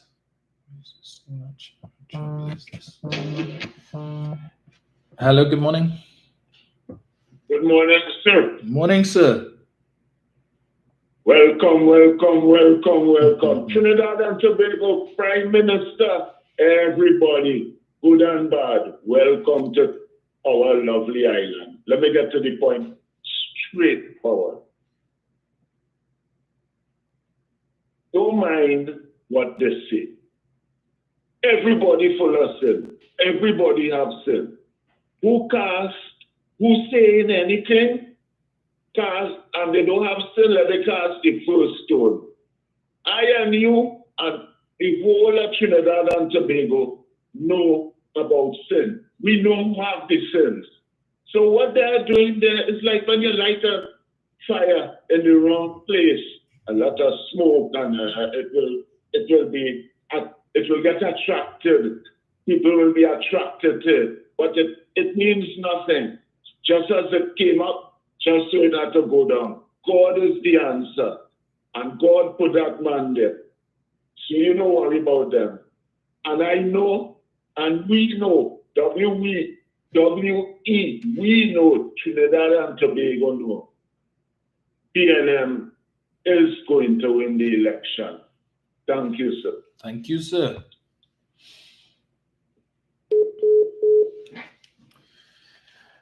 I endorse that. I just want to say to, PNM folks, I mean, you meet different people on the campaign trail, and I encountered a couple persons, not many, say, yeah, it's PNM, I vex with Rowley, so why you vex with Dr. Rowley? I find they should have a penny. I prefer penny. Okay, that's your choice. And as I had to tell one of them, I said there will be an internal election later this year after the general election. And if Mrs. Robinson Regis is inclined, not Robinson Regis, sorry, if Miss Beckles Robinson is inclined to contest the leadership of the party, she can do so. And I said, if you are a member, you can cast your ballot for who you wish. And she said, well, I hope so. I hope so. You have some people who are saying they're going to withhold their vote for some of the most ridiculous of things. And I keep repeating, only PNM could mash up PNM. Only PNM could mash up PNM. When you all choose to withhold your vote, I am not concerned that you will have a large number of PNM persons supporting or giving their vote to the UNC. You have a few of them who taking chain up, as I read in the comments there just now by Mr. Bandu, I think it was, who saying, someone in the chat, I think it was making the point that in Laukita Talparo, they're giving out Philip Watts is making all manner of promises, and people are they're offering people stuff, and I think the person said one of their relatives, greedy relatives, decided to jump ship. Listen, Foster Cummings told you all on Sunday, they give you a fridge, take it. They give you a stove, take it. Whatever they give you, take it. They're giving you money, take it. But at the end of the day, when you go into that ballot, into that ballot booth, nobody knows where you put your eggs. Unless they require you to take a picture, and then you're not supposed to do that. That is against the law. Right? But that's between you and your conscience when you go in there where you put your eggs. But just, I keep saying, just remember, your vote is non-refundable. Your vote is non-refundable. So when it is that you're suffering from voters' remorse when you make the wrong decision, remember you have to live with that for 5 years. 5. Okay? So man, if you didn't know, you have so many people telling you what else you need somebody to come and knock you over the head and tell you what else you need, some of you all, if you had known. Come on. You're right, it is there. People leaving the party in droves, and who are leaving? The good people, the people who have some level of integrity in the main are leaving. What does that tell you? They have been there. You not in the belly of the beast. People who have been there for years, in the belly of the beast for years, leave it. And they all cited the same thing: cult of personality, worship of Kamla Persad-Bissessar, the deifying of Kamla Persad-Bissessar. They talk about the race, the racial division that they push in. What else you need? What else you need for them to tell you? Same thing in 2010. I was having a discussion with one of my colleagues yesterday. He was one who in 2010 was a supporter of the PNM, was telling me, oh God, give them a chance, try something new, and if it don't work, we could go back to the PNM. And I reminded him of that, and he said, yeah, I know, he was right. I said, yeah, I know I was right. I said, unfortunately, I had to endure 5 years because you were wrong and you didn't realize I was right then. And me and everybody else had to endure 2010 to 2015. They say, oh gosh, I know I ain't gonna make that mistake again. Right? So come on now, man. People already showed you. Examine who they're offering you. On Monday, we'll see who they're offering. As I said, it is too late for them to make any, well, 5 weeks is not sufficient to work an entire constituency. Not when it is that you're going to encounter some people who have real issues, real problems, and 1 minute is not enough to talk to them. And sometimes I get upset with members of my my work team when they find out taking too long with somebody, and then they come in and telling the people the candidate has to move on because they have other people waiting on the road. These people are expressing their genuine issues. This is something that is deep near and dear to them, and therefore they feel they need. I am willing to give them the time. It's not everybody. You might encounter 1 or 2 persons, and when you hear these people talking, they're telling you what is bothering them and what they need assistance with. So it's not for me to dismiss the people, because at the end of the day, if they come to my office afterwards to talk to me, and I have people in the waiting room, you're going to come in and say, well, I'm excused, you're taking too long, I have other people sit down outside waiting. No.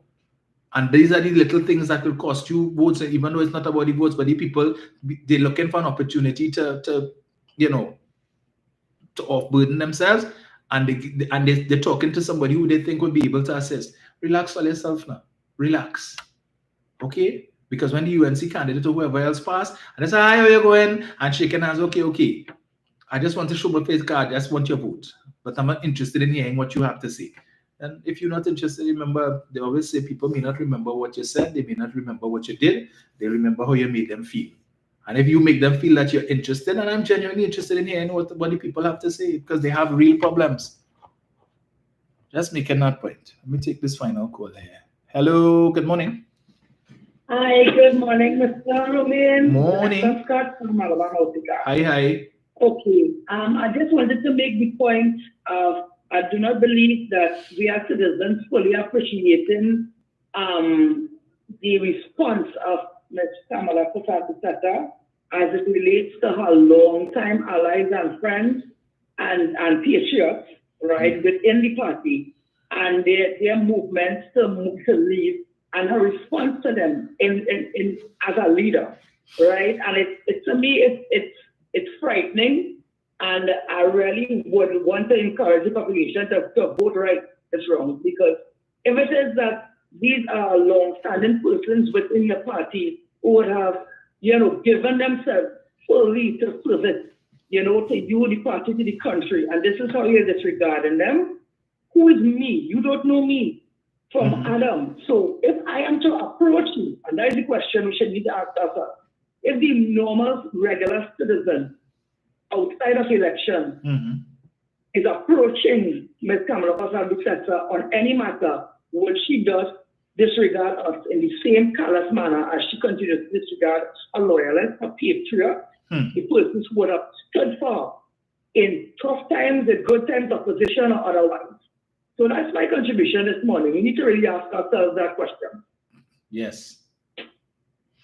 Thank you so much.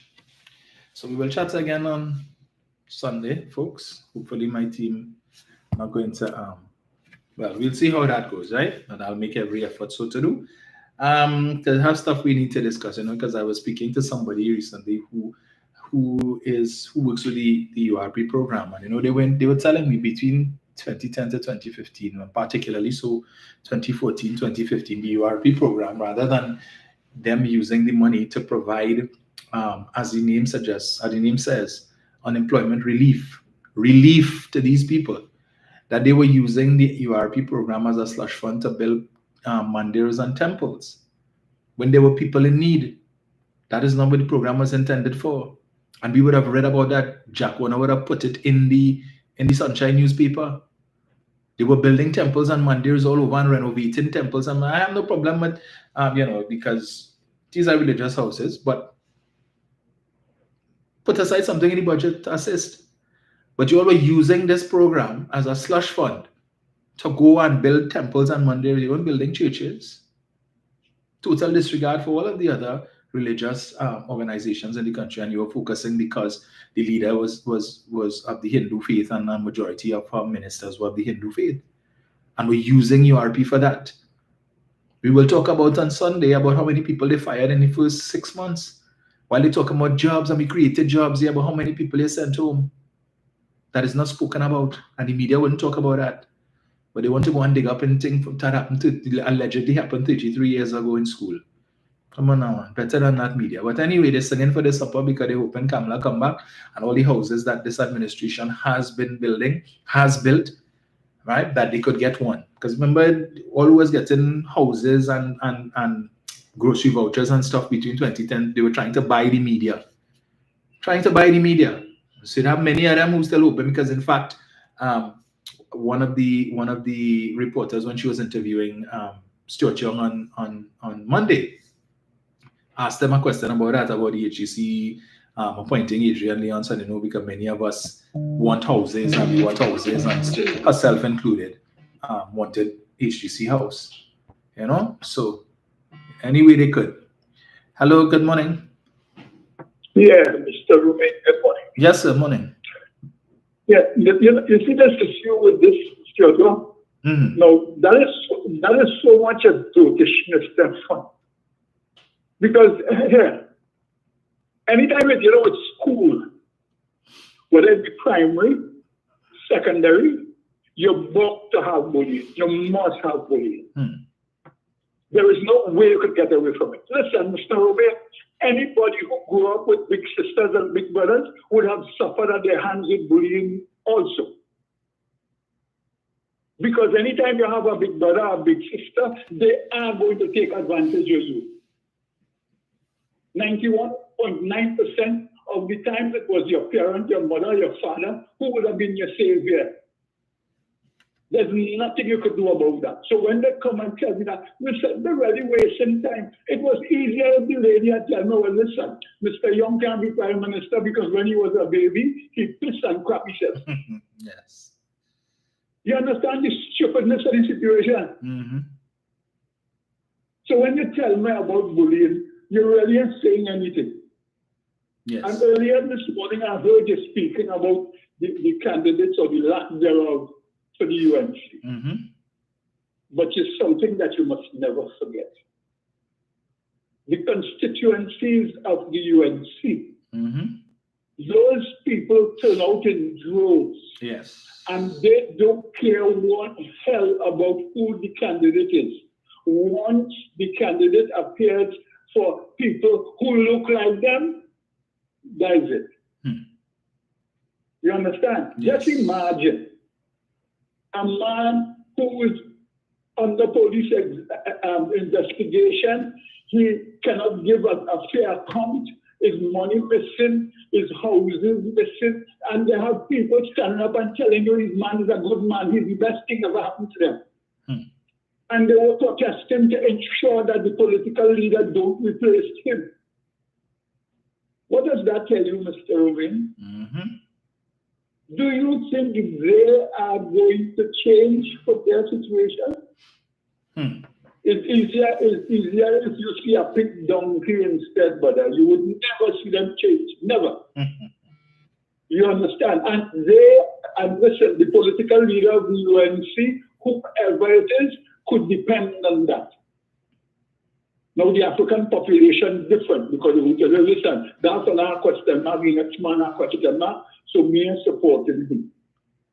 And again, I heard you speaking also about the people who refuse to educate themselves.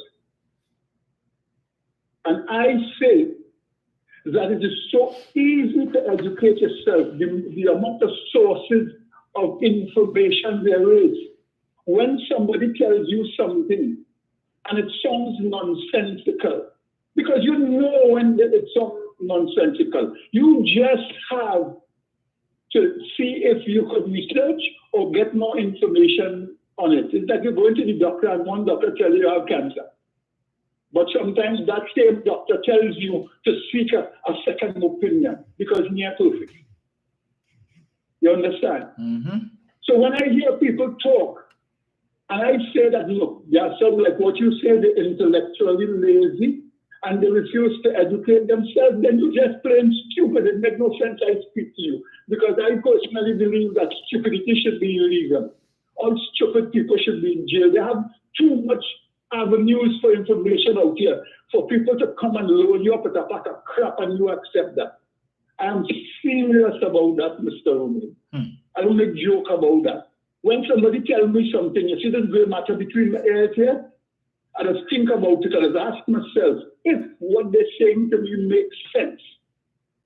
Sometimes I question the level of my intelligence because I say what them people saying to me is so stupid. Maybe I am the one who's stupid, this man. You understand? And now we have a political leader who has reverted to lying to you. And the mere fact that they're lying to you means that they consider you to be dotish because it's so easy to debunk their information that they feel you're too dotish to go and check for what it is they're telling you, which means that you're full of crap. You understand, Mr. Rumi? Yes, sir. But hello, listen, I've said quite a lot. But I am one who, look, then people and them, that's wasting time, You telling me about when a man was in school, who he said, hello, when I was going to primary school, the other fella, he is no longer with us now. But every Friday, we had an appointment to fight. You understand? The kind of ridiculous stupidness you would do when you're going to school. When you think about it now and you reflect, you realize that you are a clown. But I'll tell you something, nature created it that way because you learn from that. You understand? You are allowed to make yourself an ass when you were going to school, birds. That's as normal as you getting up in the morning and taking a deep breath. So when people come and tell me that, look, Mr. Rubin, enjoy your day. Thank you, enjoy sir. the rest of your day, brother. Right. And so we will leave it there for today. Let me just leave you with this, huh? You know, because when they want to talk about bullying. Just now, let me get this here. Illegal tapping to become legal. As we said before, we will not support it. Makumai bill from Makumai men to Mako the people of Trinidad and Tobago. It's not a bill that I can see in a democracy such as ours that we would want to support. The bill that is coming is to allow for illegal tapping to become legal. As we said before, we will not support it. Makumai bill from Makumai men to Mako the people of Trinidad and Tobago. Never gets old. The Makumai bill from Makumai men to Mako the people of Trinidad and Tobago. This is the opposition leader who wants to be prime minister, using terms like Makumai men to describe government ministers, right? Makumai men. We know what that term means. Let's not play smart with foolishness. You're big on your assets. No condemnation for that. So yeah, prime minister, wannabe, referring to male ministers as Makumai men. And UNC and Chris? Winston? That good end? Yes. That is so great. That is what you expect from. But anyway, we leave it there. Folks, we'll chat again on Sunday. I shall make every effort to be on. Tell my team if we need to work Sunday, we'll either do it after the live. Yeah? No, someone is saying here, nobody is saying bullying is issue in schools, but if we want peace talk to Young to get closure. Well, I know Mr. Young would have put out something on his Facebook page yesterday. Yeah, so we will chat again on Sunday, folks. Enjoy your day, and as I always say, make it a productive one. Keep safe. Until then.